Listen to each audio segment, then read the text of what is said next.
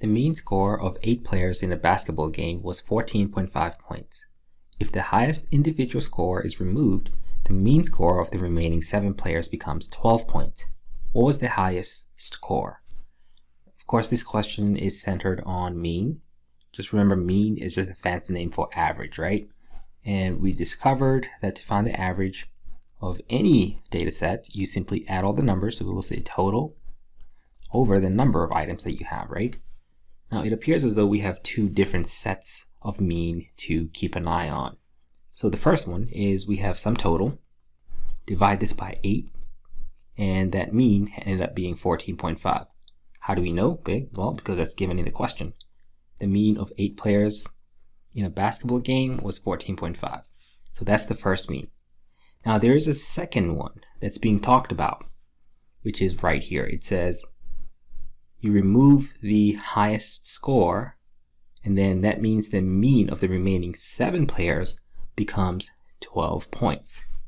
So before we even get to that, let's actually try to figure out what the total of those 8 scores were, right? So how do you solve for t right here using algebra? You multiply both sides by 8. So times 8 there. If you do it on the left, do it on the right also.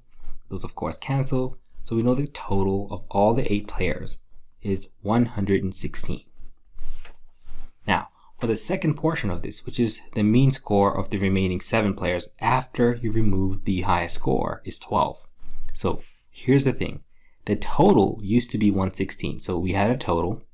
We subtracted the highest score. Let's just call it H. And now we have 7 players because we took one of the players off. And the new mean is actually 12. That's given. So thankfully, we already figured out what t is.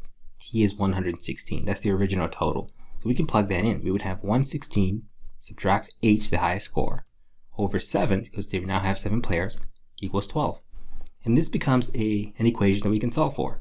Once again, using algebra, we're going to multiply both sides by 7, and we'll have 116 minus H equals 84. Well, these 7's cancel right here.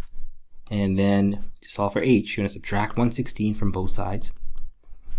And what's left is negative H equals negative 32.